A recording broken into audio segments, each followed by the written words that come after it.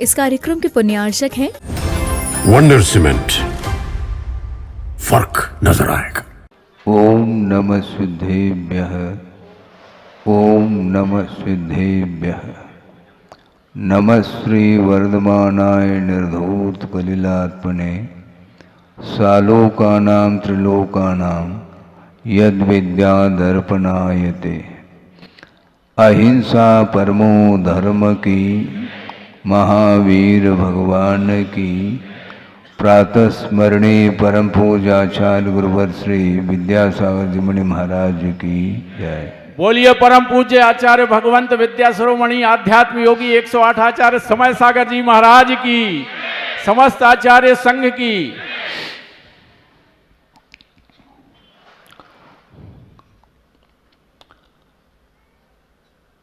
कोई भी कार्य संपादित होता है तो उसके लिए कारणों की बड़ी आवश्यकता होती है। बिना कारण के कोई भी कार्य संभव नहीं है।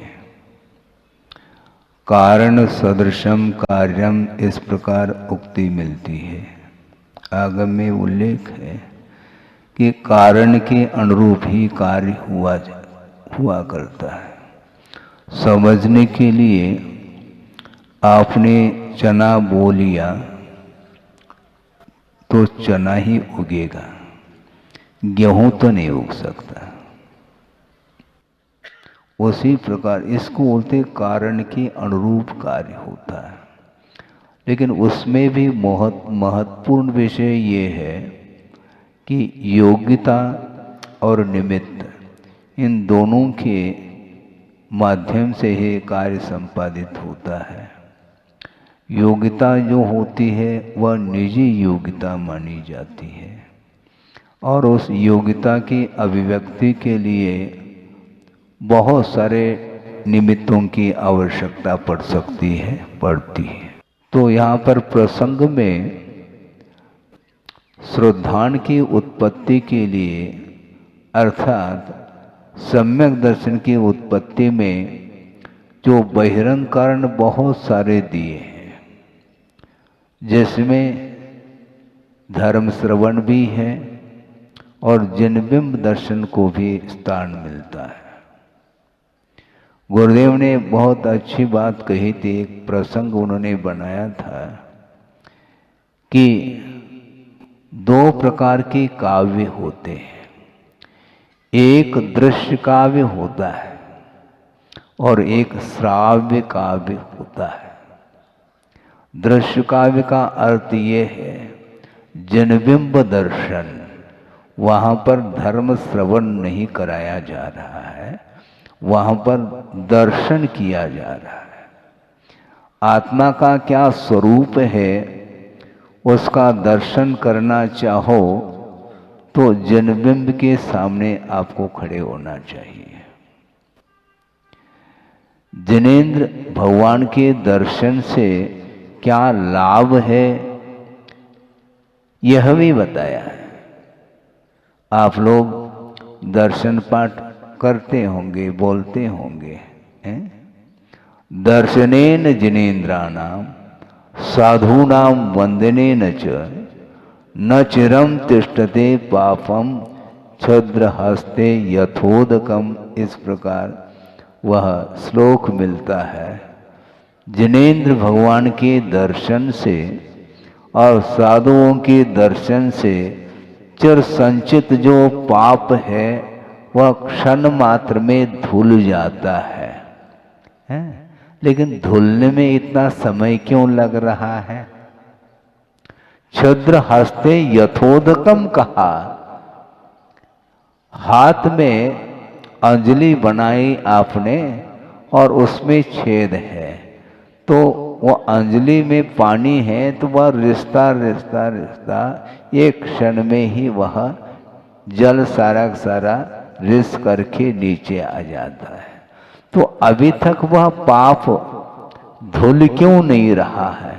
छद्र हस्ते यथोदकम कहा। तो पानी जिस प्रकार रिसता है उसी प्रकार पाप भी रिश्ता चला जाता है, किंतु ये ध्यान रखो रिश्तेदारी छोड़ना पड़ेगा।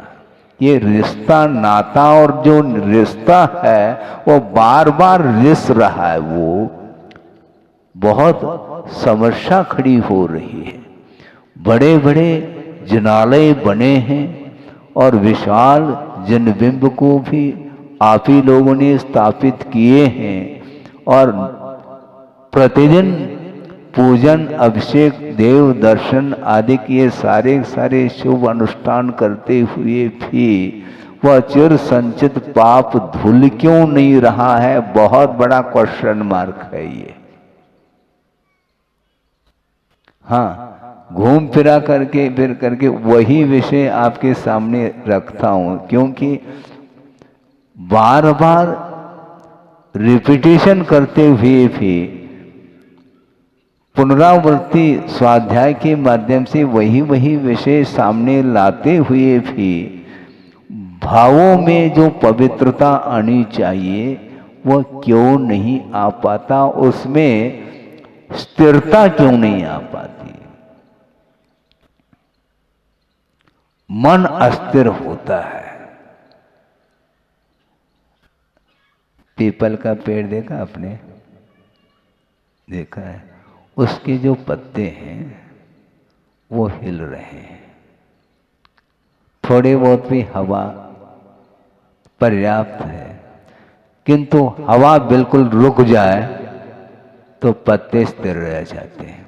उसी प्रकार उपदेश चालू कर दिया तो थोड़ी बहुत हवा लगती है तो वह आप लोग हिल जाते हैं, डोलते हैं। क्या प्रवचन है, उतनी क्षण के लिए है वो, उसमें स्थिरता नहीं आती। और जब तक उसमें स्थिरता नहीं आएगी तब तक वह डीपली वह उपदेश भीतर तक नहीं उतर पाता है। हृदयंगम करने के लिए बार बार आपको प्रयास करना पड़ेगा।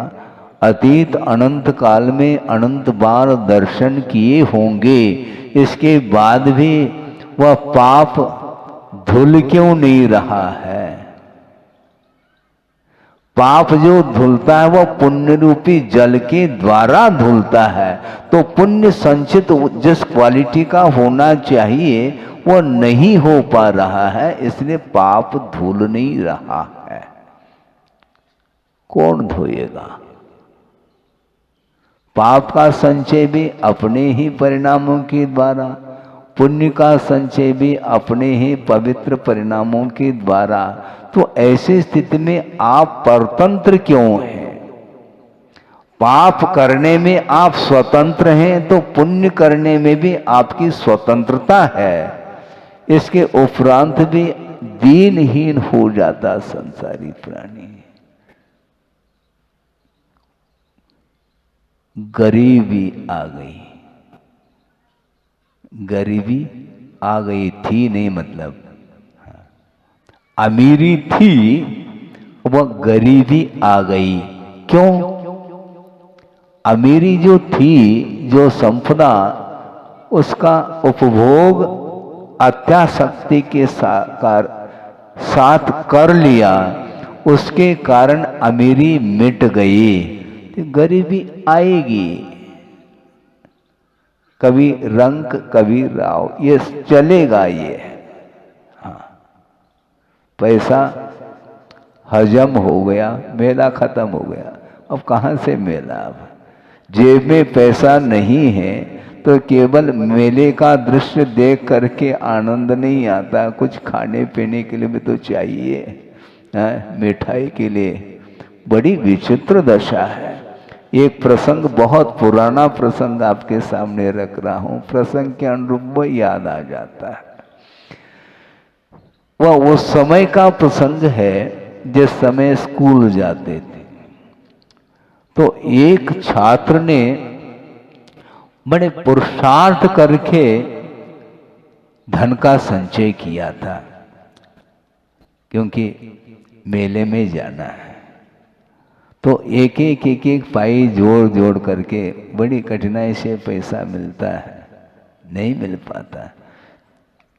वह संचय करता करता करता चला गया और लगभग उस समय 5, 7, 10 रुपए संचित हो गए। अब मेले में जा रहा है और हम भी गए थे। कौन नहीं जाता, मनोरंजन कौन नहीं करता, राग किसको इष्ट नहीं है। लेकिन वह छात्र अपने साथ जा रहा है, मैं भी जा रहा हूं और मेले में प्रवेश पाना है, उसके पहले ही वह दृश्य देखने को मिलता है। मतलब ताश पत्ते वाला। तो अब उसमें लॉटरी लगने वाला है। वह देख रहा है एक छात्र, किसी ने 10 लगाया तो उसको 100 का नोट मिल गया, किसी ने 5 लगा दिया तो उसको और उन्होंने सोचा कि ये अच्छा है, ये इतना पुरुषार्थ, महीनों हमने पुरुषार्थ किए तब कहीं 10 रुपए का नोट मिल पाया है, अब इसको दांव में लगाना चाहिए। मुंह में पानी आ गया, क्योंकि खड़े खड़े एक व्यक्ति ने 10 का नोट लगाया और बिल्कुल 100 का मिल गया। यह अच्छा व्यापार है, ये बिजनेस। और लगा दिया ओम शांति। मतलब ओम शांति का अर्थ समझ में आने लगा आपको। गया, चेहरा उतर गया उसका। यूं होता है, इसको बोलते हैं आकर्षण, आसक्ति।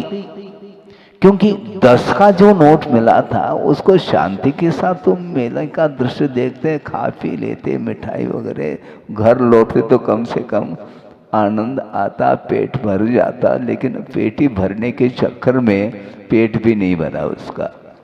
सोचो, विचार करो, उसके उस कृत्य को देख करके हमें हंसी आती है, लेकिन सब संसारी प्राणी की यही दशा हो रही है। बार बार और उसका एंड नहीं। एंड और एंड बहुत बड़ा अंतर है। AND एंड ने और END एंड ने समाप्त। समाप्त नहीं, राग को समाप्त करना है, बढ़ाना नहीं उसको। आसक्ति यदि बढ़ेगी तो उसके माध्यम से पाप का ही संचय होगा, पुण्य का संचय रुक जाता है। भावों में पवित्रता लाना चाहो, ये खेल नहीं है। कहाँ तो जिनेंद्र भगवान के दर्शन से चिर संचित पाप धुल जाते हैं, लेकिन अभी तक नहीं धुल पाया। क्षुद्र हस्ते यतोत कम कह रहे हैं, एक क्षण में धुल सकता है, लेकिन वो परिणामों की जो पवित्रता, उसकी जो क्वालिटी है, वह महत्वपूर्ण है।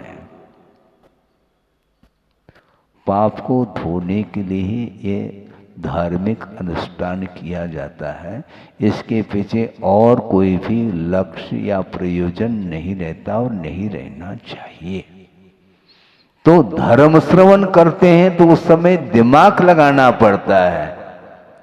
ये श्राव्य काव्य है, किंतु जिनेंद्र भगवान के सामने खड़े होते ही किताब खोलने की आवश्यकता नहीं, साक्षात वीतरागता का दर्शन होता है।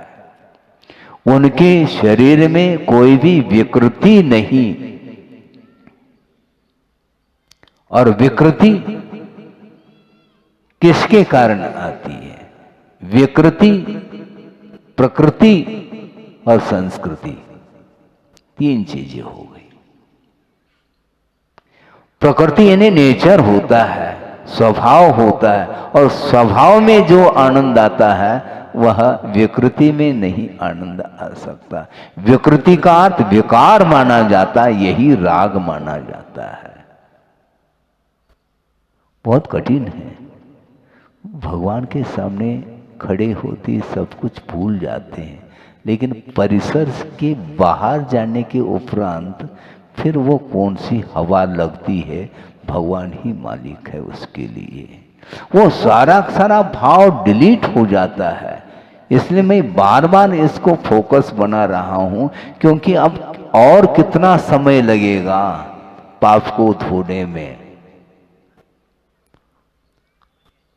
संचित पाप को धोना है, पाप का संचय करना नहीं नए सिरे से, लेकिन वह पाप का संचय करता चला जाता है। राग के कारण वह पाप संचित हो रहा है। निर्जरा और संवर में बड़ा अंतर है। संवर का अर्थ होता है रोकना, जो आया हुआ उसको निष्कासित करने का नाम निर्जरा है। और आचार्य कहते हैं जो असंयमी होता है उसकी जो निर्जरा होती है वह गज स्नानवत कहा। क्या कहा? मैं कविता बनाएंगे इसके ऊपर आप प्रवचन के बाद। अभी तो सुनो, गौर से सुनो, कविता बनेगी। मैं क्या कह रहा था? मैं ये कह रहा था गज स्नानवत कहा। अविरति अर्थात जो गृहस्थ असंयमी है उसकी भी निर्जरा तो होती है, किंतु वह निर्जरा गज स्नान के समान क्यों कहा, यह विचारणीय विषय है। इसलिए क्योंकि उन्होंने उदाहरण दिया हाथी जिसको गर्मी लग रही है ग्रीष्म काल में और प्यास भी लग रही है, और वह सरोवर के पास पहुंचता है और स्वच्छ जल है उसमें वह डूब जाता है। गर्मी बदन की शांत हो जाती है और वह जलपान करके वह वापस आ जाता है। धूल धूसरित जिसका शरीर था वह स्वच्छ जल में अवगाहन करने से वह शरीर क्लीन हो जाता है, स्वच्छ हो जाता है, और बाहर आते ही अपने ही सूंड से धूल को अपने माथे पर उछाल लेता है। ये किसके लिए उदाहरण दिया है? गृहस्थ के लिए उदाहरण दिया है। उसकी यही दशा होती है। धार्मिक अनुष्ठान करते समय परिणामों में थोड़ी पवित्रता आती है, किंतु बाहर जाकर के पुनः वही धूल उछाल लेता है राग में, और वह स्नबित होता है, डूब जाता है। ये राग में अवगाहन करना ठीक नहीं। भावों की निर्मल सरिता में अवगाहन करने आया हूं, या फिर बाद में वो धूल क्यों उछालता है। और आज हम क्या करें, हम बहुत मजबूर है, इसलिए मजदूरी करनी पड़ेगी, ये ध्यान रखो। हाँ, ये मजदूरी ठीक नहीं। कौन बाध्य कर रहा है आपको? कोई बाध्य नहीं करता, स्वयं ही बाधित होता है, स्वयं की ही इच्छा जागृत होती है। भिन्न भिन्न पदार्थों का अवलोकन हो जाता है तो उसके माध्यम से आकर्षण उसका उस पदार्थ के प्रति बढ़ता चला जाता है, और राग पूर्वक पुनः उसको ग्रहण कर लेता है, उसका सेवन कर लेता है, तो उसके माध्यम से पाप का संचय और हो जाता है। पाप का संचय होते ही वह पुण्य डिलीट हो जाता है। बार बार रिपीट करते हो, विशेष सेवन बार बार करने से वह पुण्य संचित जो था, जो पुरुषार्थ के बल पर पुण्य का संचय हुआ था, वह सब समाप्त। कल परसों कहा था ना, गुड़ गोबर। हाँ, तो ये होता है अपने ही हाथों ये होता। गाड़ी रिवर्स जाती है, नहीं जाना चाहिए। तो हम ये कहना चाह रहे हैं, जिनेंद्र भगवान के दर्शन करो तो अपने आप किसी भी वस्तु की इच्छा नहीं हो सकती है। आवश्यक है तो उसको आवश्यक के रूप में ग्रहण करें, किंतु आसक्ति की कोई आवश्यकता नहीं है। भोजन की आवश्यकता है, आसक्ति की क्या आवश्यकता है?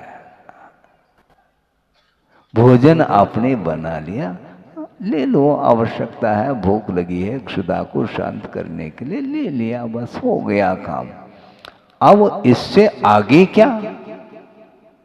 पेट भर गया, अब क्यों इच्छा?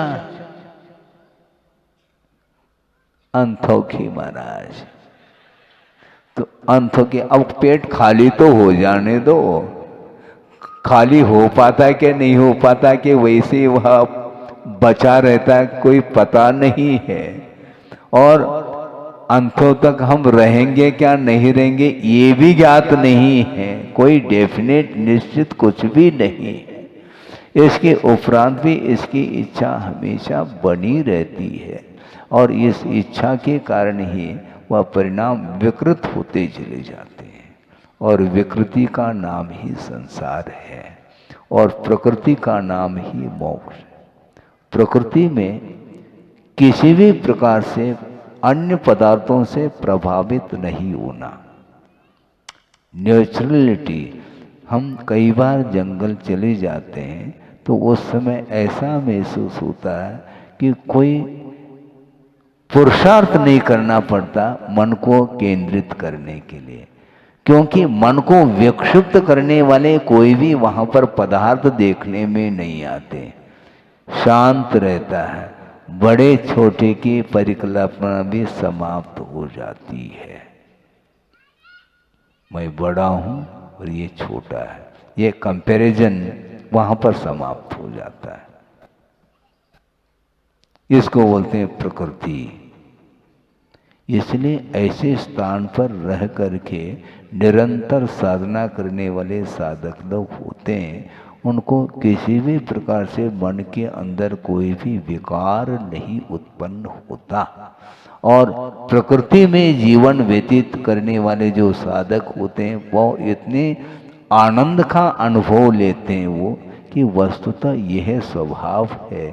राग करना, द्वेष करना, क्रोध, मान, माया इत्यादि जो कालुष्य परिणाम है, ये आत्मा का स्वभाव नहीं है।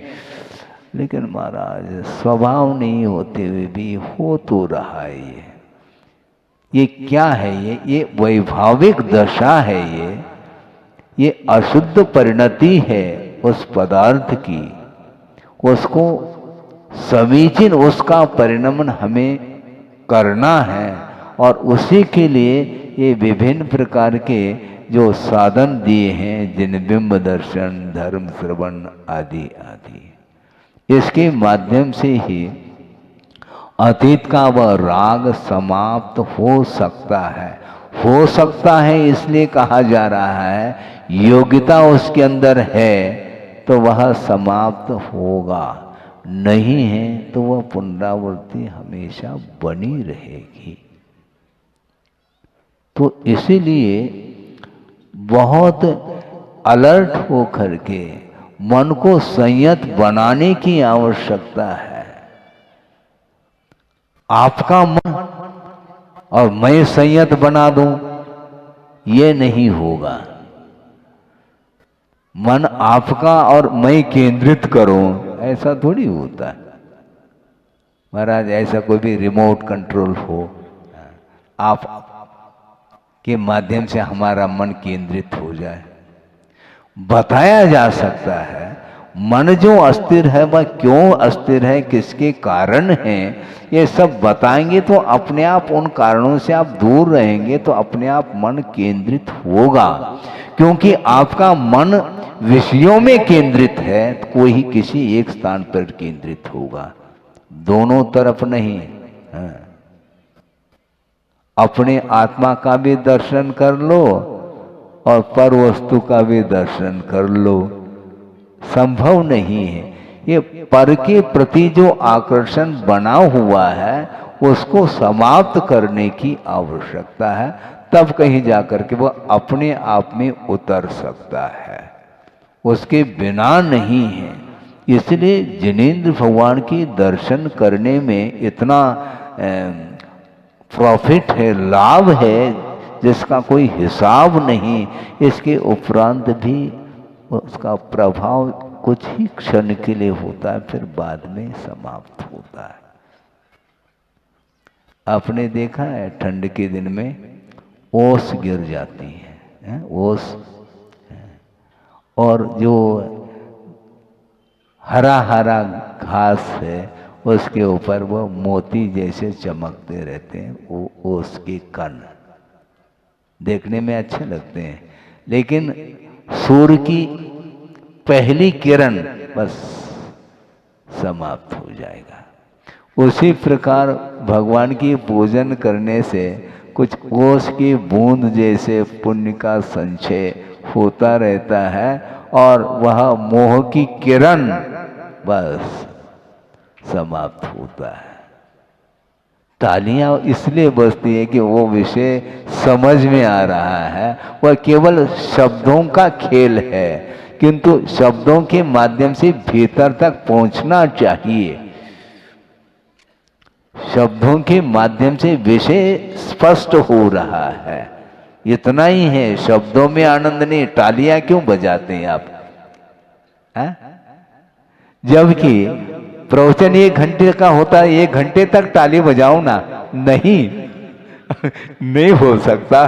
कुछ ऐसा कोई प्रसंग आ जाता है, कोई दृष्टांत आदि देते हैं, तो उस समय आपको वह क्लियर हो जाता है। तो ये क्लियर भी हो जाता है, कई बार क्लियर हुआ है। इसके उपरांत भी पुनः उसके ऊपर आवरण आता है ना, समस्या ये खड़ी हो रही है। बार बार पुण्य का संचय करता है और बार बार पुनः राग परिणाम कर लेता है, तो संचित पुण्य जो है वह बिल्कुल समाप्त हो जाता है। इसलिए आसक्ति ठीक नहीं। उस आसक्ति के कारण जो 10 रुपए का नोट उसने खो दिया, महीनों लगे थे उसको बार बार मांग मांग करके, झूठ बोल करके आदि करके वो संचय करता है, ताकि मैं आनंद ले लूं। किसका? मेले का। अब आनंद ये क्षण में समाप्त हुआ। क्यों? आसक्ति के कारण। ये आकर्षण, वस्तुतः पुरुषार्थ करो, ये पुरुषार्थ नहीं माना जाता। दांव पे लगाना ये पुरुषार्थ नहीं। तुम कसरत करते, 10 का 100 हो सकता है वो, हम कसरत क्यों करें? तो हाँ, कसरत नहीं करना है तो ठीक है, फिर मेले में एंट्री नहीं मिलेगी, बाहरी बार लौटना पड़ेगा आपको, क्योंकि पैसा खत्म हो गया, पानी में चला गया वो। तो इस प्रकार वो खेल दिखाते हैं, और जो है उसके आकर्षित होकर के आ जाता है, और वह अपना पैसा दांव पे लगा करके समाप्त हो जाता है, और वो प्रॉफिट में है। तो इसी प्रकार संसार में ये सारा सारा आकर्षण का खेल चल रहा है, उससे वह संसारी प्राणी खेल रहा है। आत्मा के साथ खेलो ना।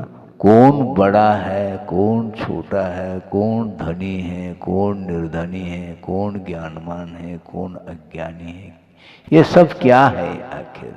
ये पर सापेक्ष है, बल्कि मोह के कारण ही इस प्रकार की परिकल्पनाएं होती रहती हैं। समझने के लिए तुलना करते हैं ना, चींटी छोटी है, उससे छिपकली आ गई, वो बड़ी है, और वो भी छोटी हो जाएगी। सांप आ गया, सर्प, वो बड़ा हुआ, और हाथी वो और बड़ा है। तो ये सब सारे सारे छोटे बड़े के जो परिकल्पना है, ये केवल अवस्था विशेष की अपेक्षा से है, किंतु आत्म तत्व की ओर अथवा जीव तत्व की ओर दृष्टि जाती है तो प्रत्येक जीव अनादि काल से आ रहा है और अनंत काल तक वह जीव बना रहेगा, इसलिए कोई छोटा और बड़ा है ही नहीं। जो नाती है ना, हाँ, वो दादाजी के अपेक्षा से वो नाती है। दादाजी बुजुर्ग हो चुके हैं, लेकिन मैं ये कहना चाहता हूँ वह नाती पूर्व भोग की अपेक्षा से वो बुजुर्ग था। हाँ, अब पैदा हो गया है, इसलिए नाती बन गया। पहला वह दद्दा था, तो पक्की बात है, इसमें क्या दिक्कत है? कौन है बड़ा कौन छोटा, ये सब क्या है? ये अहंकार की जड़ है ये एक्चुअल में। वो ठीक नहीं माना जाता, लेकिन फिर भी अपने आप की पर्सनालिटी को वह सबसे ऊंचा उठाना चाहता है। अरे सबको उठाओ ना, क्या दिक्कत है महाराज? सब में समानता आ जाएगी ना। हाँ, संसारी प्राणी को जो सुख मिल रहा है वह स्वयं को जो मिला हुआ है उसमें सुख नहीं, वह तुलनात्मक दृष्टि से दूसरे को यदि कम है तो हमें सुख है। मतलब दूसरे को दुखी देख करके वह सुख का अनुभव करता है, इसका नाम सुख नहीं। सभी सुख का अनुभव करें तो आनंद नहीं आता महाराज, आनंद नहीं आता। काय में आनंद आता है? मैं नियंता, मैं चलाऊं, ये एक है। मैं अध्यक्ष, उसका क्या रस आता है? जैसे नींबू का निचोड़ने से रस आता है, ऐसा जो अध्यक्ष पद में कोई रस आ रहा है क्या? उसमें क्या आता है? लेकिन अहम का रस रहता है। वस्तुतः व्यवस्था बनाने की दृष्टि से प्रजा के हित में, समाज के हित में एक व्यवस्था बना करके सुचारू रूप से वह व्यवस्था बनी रहे, सबके लिए लाभ हो, इस दृष्टि से कोई व्यवस्था दी जाती है, वह अलग विषय है। किंतु उस कुर्सी को छोड़ना ही नहीं चाहता वो, उसी कुर्सी पर बना रहना चाहता है। ये क्यों बना रहना चाहते हो? तीर्थंकर है, निर्वाण को प्राप्त होते हैं तो उस सीट पर दूसरा आता है, दूसरा आता है। तीर्थंकर प्रकृति का बंद करो महाराज, हम भी कर ले, हाँ इन्हें ऐसा नहीं कर पाओगे क्योंकि कुर्सी की इच्छा के साथ करना चाह रहे हैं, वो नहीं होता। अपेक्षा के साथ कभी भी चीज नहीं मिलती है, मिल भी जाए तो वह क्वालिटी में अंतर आएगा। धर्म की आराधना करने से जो पद मिलते हैं वह पद दिए नहीं जाते, वह पद अपने आप मिल जाते हैं। वो तीर्थंकर पद है, चक्रवर्ती पद है, इंद्र पद है, आदि आदि। ये आराधना का एकमात्र प्रतिफल है, इसलिए दूसरे को देख करके मुंह में पानी आता है। हमें भी मिल जा, हमें भी मिल जा। ऐसे तो देखो, अपनी क्षमता सामर्थ्य भी तो देखो, सामर्थ्य के अनुरूप ही होगा। बैंक में पैसा रखा और कितना रखा? मान लो 1 करोड़ रुपए निकालना चाहता है बैंक से, तो ज्यादा रखा होगा, है? ऐसा तो नहीं कि लाख रखो और करोड़ निकाल लो, है? उसी प्रकार पुण्य तो इतना कमाया और मुझे इतना मिल जाए, परात भर मिल जाए, गलत बात है। ऐसा थोड़ी होता है। क्वालिटी प्लस क्वांटिटी सबको ध्यान में रखने की आवश्यकता है। इसलिए इरादा पूर्वक नहीं बल्कि पाप के क्षय करने की दृष्टि से साधना की जाती है। उसके माध्यम से अपने आप ये वैभव मिलता रहता है, ये मांगने से नहीं मिलता। आपने बीज बोया है, फसल के लिए बीज बोया है, उसके साथ साथ जो भूसा, भूसे के लिए किसी ने जो फसल बीज बोया है क्या? ये तो बात समझ में आ रही है। तो इसलिए वह फसल के लिए बीज बो और पलाल के लिए नहीं। घास फूस तो वो तो मिलता रहेगा। आपको दिल्ली जाना है तो बीच में आगरा स्टेशन है।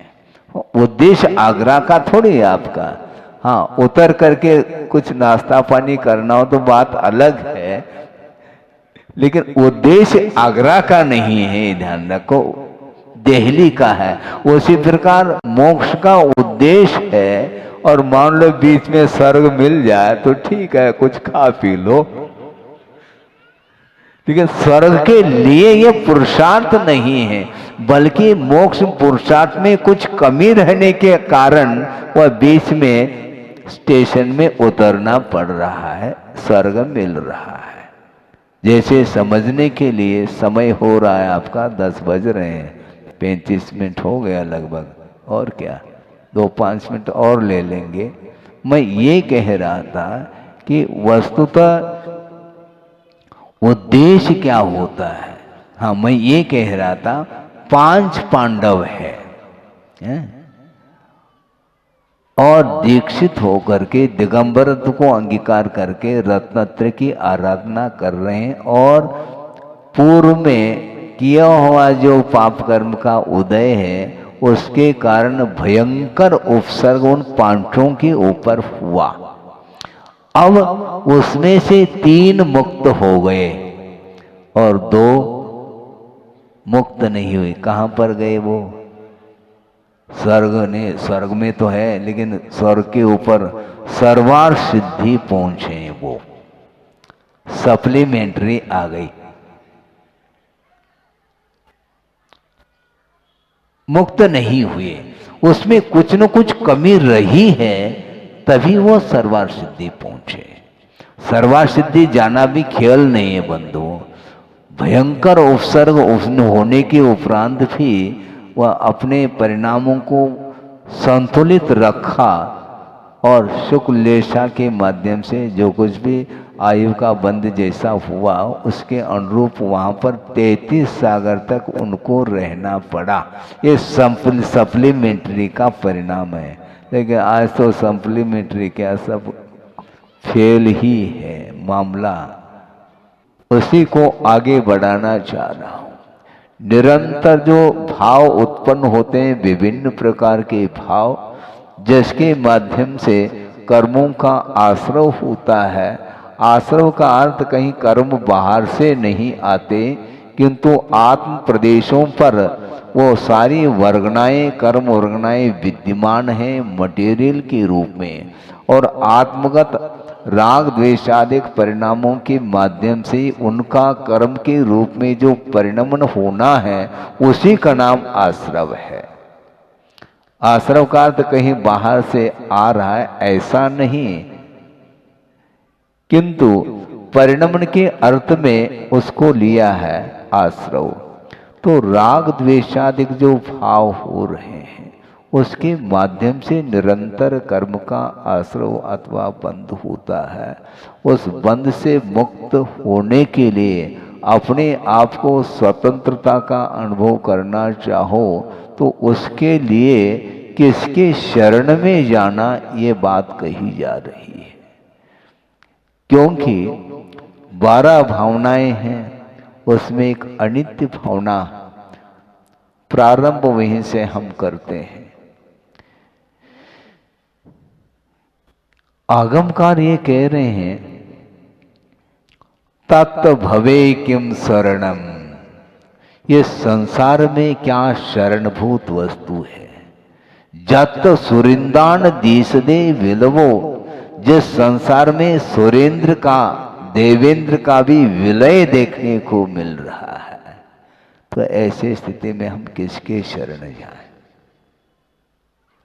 तत् भवे किम शरणम जत सुरिंदान दीसदे विलवो और हरिहर बम्बा दिया काले ने कवलिया जथ। बड़े बड़े जो पुण्यशाली व्यक्तित्व को लेकर के हैं उनका भी विलय देखने में आता है। काल के द्वारा सब कवलित होंगे। हाँ, जब तक जीवन है तब तक जीवन है, उसके बाद अवसान का जब समय आता है फिर बाद में अवसान होते पुनः उसको 1-2 करना है, ये भी ध्यान रखा है। बड़े बड़े डिग्री लेने के बाद भी गाड़ी पुनः रिवर्स होती है और पुनः नर्सरी से प्रारंभ होता है। इसलिए नर्सरी को पक्का करो, बार बार नर्सरी का मुख देखना न पड़े, इस प्रकार का कोई रास्ता, ऐसी कोई तरकीब, टेक्नोलॉजी जिसको बोलते हैं, ऐसा ढूंढो जिसके माध्यम से एक बार ज्ञान प्राप्त होने के बाद फिर उसका विनाश न हो। तो अक्षय अनंत सुख के कारणभूत ये केवल ज्ञान है, उसको प्राप्त करने का एकमात्र संकल्प होना चाहिए, उद्देश्य होना चाहिए। उद्देश्य के अनुरूप ही कार्य होता चला जाता है।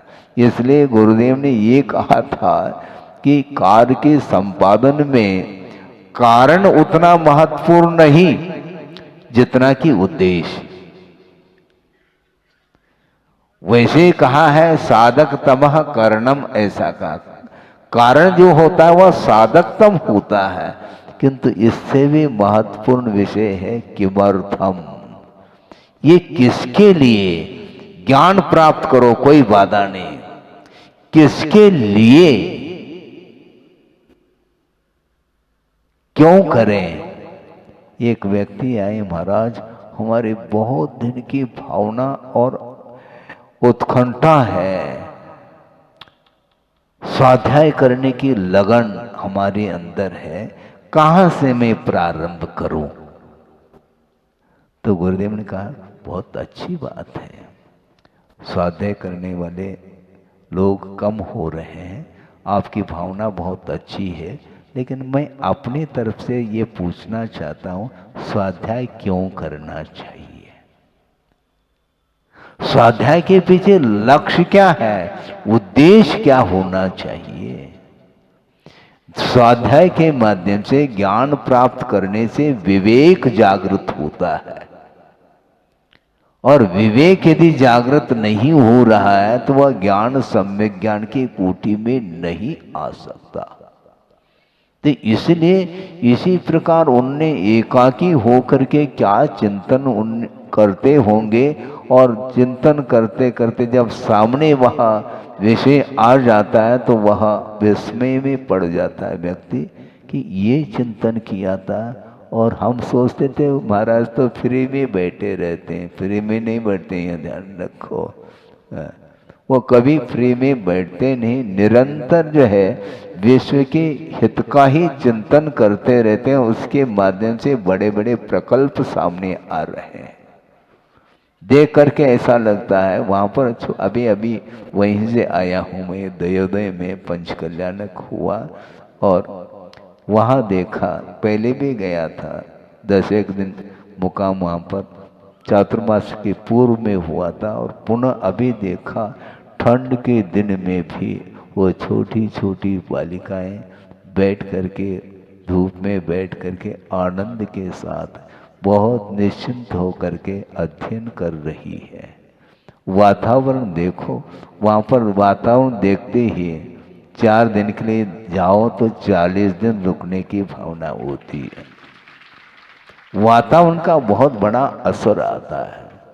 प्राकृतिक वातावरण होने से, राग रंग का वातावरण नहीं होने से अपने आप ही जो है मन केंद्रित हो जाता, लगाने की आवश्यकता नहीं पड़ती। तो ऐसे स्थिति में हमें किसके शरण जाना है? दुनिया के शरण जा रहा है संसारी प्राणी, वह अपने आप का शरण ले नहीं पा रहा, अथवा शुद्ध परमात्म तत्व को प्राप्त करने के लिए जो 4 शरण बताए उनके शरण नहीं जा पाता। केवली पन्नतम धम्मम शरणम शरण जाता हूं।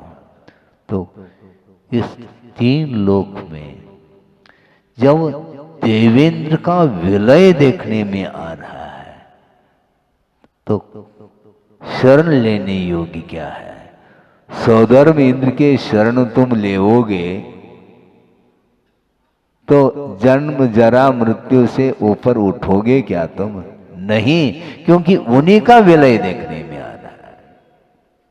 तो सामान्य व्यक्ति की बात तो छोड़ो, ये विलय क्यों होता है? ये वस्तु का स्वरूप है। इसलिए अविनश्वर तत्व को प्राप्त करने के लिए ही ये पर्याय मिली है। इस पर्याय की सार्थकता सिद्ध करना चाहो तो आपको आज नहीं कल धर्म के शरण में ही आना है। धर्म को छोड़ दिया फिर क्या बचा?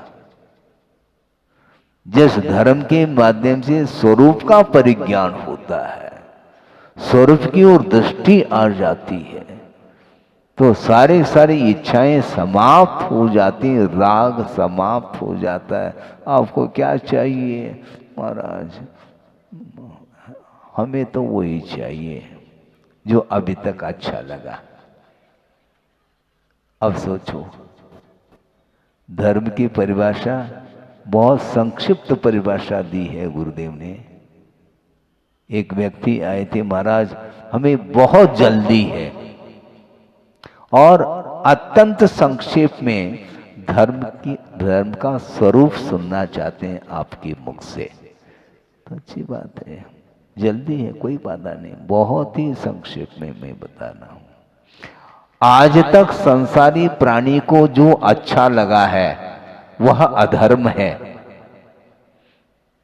और आज तक जो अच्छा नहीं लगा वह धर्म है। इससे संक्षिप्त परिभाषा धर्म की और कौन सी हो सकती है? मुझे बताओ। मैं वहीं बैठा था, प्रवचन में सुन रहा था, देखो ये कितने, ये सूत्र है। अभी तक क्या अच्छा लगा? राग अच्छा लगा, वही अधर्म है, और राग का अभाव करना धर्म है। तो क्या अच्छा नहीं लगा? वीतरागता अच्छी नहीं लगती संसारी प्राणी को। हाँ, धर्म की चर्चा करने के लिए बैठ जाए तो बहुत जल्दी वो ऊब जाता है। ऐसा लगता है कि जैसे सफोकेशन हो रहा हो उसको, ऐसा होता है। क्यों? उसके अनादिकालीन राग के ही संस्कार है, इसलिए वह वीतरागता उसको भाती नहीं, रुचती नहीं है। और जहां पर राग है, निश्चित रूप से उससे भिन्न भूत वस्तु के प्रति द्वेष अवश्य है, क्योंकि सापेक्ष है। कथन जो भी होता है वह सापेक्ष होता है। दिन कहना, इसका अर्थ उससे विपरीत रात भी कोई वस्तु है। रात और दिन ये दोनों परस्पर सापेक्ष हैं। उसी प्रकार धर्म और अधर्म, और धर्म का महत्व भी अधर्म के कारण ही, ध्यान रखो। हाँ, मूल्य बढ़ जाता है अपोजिट वस्तु के कारण, और उसकी रक्षा भी करना चाहता है वो। दूध की रक्षा किससे करना? नमक से। नमक की डली भूल से भी गिर गई, बस फिर छना हो जाएगा, फट जाएगा वो दूध है? इसलिए अपोजिट तत्व से बचाओ, उसको संरक्षण की आवश्यकता है। तो उसी प्रकार धर्म की रक्षा यदि होगी तो हमें अधर्म से बचना है, तब धर्म की रक्षा होगी। राग से बचना है, तब वीतराग धर्म सामने आता है। इसलिए जब देवेंद्र का भी जब विलय देखने में आ रहा है तो हम किस वन के मूली हैं? हमारे पास है क्या? कुछ भी नहीं है। सब कुछ विनाश को प्राप्त होने वाला है। पर्याय की विवक्षा से, अवस्था की अपेक्षा से वस्तु का यह विनाश होता ही रहता है, किंतु जो द्रव्य है, पदार्थ है, वो ओरिजिनल, उसका कभी भी अभाव नहीं हो सकता। इस मनुष्य पर्याय का अभाव होगा ये निश्चित है। दूसरी पर्याय मिलेगी, या देव पर्याय मिलेगी अथवा अन्य गति संबंधी पर्याय मिलेगी। तो इस प्रकार ये तरंग की भांति ये उत्पन्न होना और मिटना ये निरंतर जारी है। इसलिए जब तक पूर्णतः विनाश न हो इस पर्याय का, उसके बीच में ही कुछ करके गुजरना चाहिए। तो अच्छा करेंगे तो अच्छा मिलेगा, और नहीं है तो जो है सो वही। तो इसीलिए किसके शरण जाना चाहिए, किंतु रागी संसारी प्राणी राग की शरण में ही जाता है।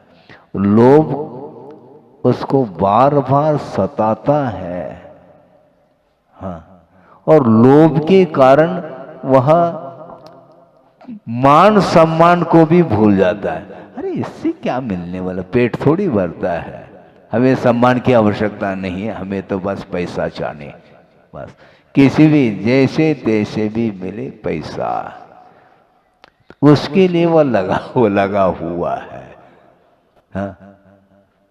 और कभी कभी उसके अंदर उदारता भी आती है, तभी उधार देता है। उधार इसलिए दे रहा है कि भैया कम उधार देंगे तो निश्चित रूप से ग्राहकों की संख्या बढ़ेगी। ये भीतर लोभ है। इसका नाम वह निर्लोभी है ऐसा नहीं, लगता ऐसा है।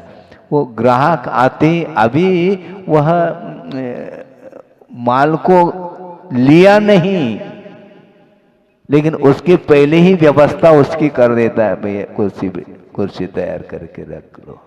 वो आते ही कुर्सी पर बैठ जाता है, चाय मंगाओ, वो मंगाओ, वो क्या चाहते हैं उसके अंदर पूरी फुल व्यवस्था, लेकिन वो बढ़िया है फुल, उसको निकाल देता है वो। ऐसा तो नहीं तो प्रतिदिन इस प्रकार करेगा तो दुकान क्या होगा। तो बहुत होशियार रहता है वो। तो इस प्रकार भीतर जो है ना, ये आसक्ति तृष्णा उसकी बनी रहती है। इसलिए दूसरे के लिए भी सम्मान भी देता है और दद्दा दद्दा बोलता है। छोटा बालक भी हो तो दद्दा बोलता है, क्योंकि किसी भी प्रकार से सामने वाले को खुश करना है, प्रसन्न रखो। तुष्टिकरण की नीति इसी को बोलते हैं। सामने वाले को संतुष्ट रखो तो व्यक्ति जुड़ जाता है। किंतु आचार्य कहते हैं हमें संसार को नहीं जोड़ना है। हाइकू उन्होंने दिया, जुड़ो न जोड़ो, न किसी से जोड़ना न जोड़ना, जुड़ो न जोड़ो, जोड़ो जुड़ो न जोड़ो, जोड़ा छोड़ो। यदि पूर्व में जोड़ा है उसको छोड़ो पहले। जोड़ो न जोड़ो, जोड़ा छोड़ो, जोड़ो तो बेजोड़ जोड़ो कहा। और बेजोड़ कौन है? पंच परमेष्टि से ही हम संबंध रखेंगे, वही बेजोड़ है। बाकी सारे सारे ओम शांति कुछ है ही नहीं। उपसर्ग भयंकर भीषण उपसर्ग होने के उपरांत भी 3 ही मुक्त हुए। उन्होंने क्या पुरुषार्थ किया होगा। 1-2% भी यदि मान लो कम हो गए तो उसको पास तो नहीं कहेंगे ना। तो उसी प्रकार अपने को अपेक्षा के साथ यदि मान लो उपासना करते हैं धर्म की, तो वह उपासना में कमी मानी जाएगी। इसलिए उद्देश्य हमारा टारगेट यही होना चाहिए मोक्ष के लिए, मोक्ष फल प्राप्त ये, हाँ, मोक्ष फल की प्राप्ति के लिए। किंतु मोक्ष पुरुषार्थ करेंगे तो प्राप्ति होगी। कोई दिला नहीं सकता आपको।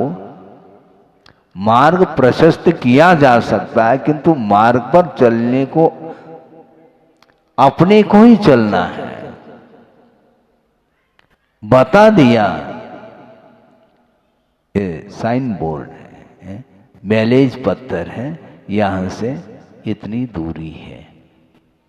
उसको देख लिया तो बिना चले वहीं पर बैठे रहो पत्थर के पास। तो वो क्या है फिर? वो केवल दिशा, उससे दिशा मिल रही है कि इस ओर जाने से अपने को अमुक स्थान मिलेगा।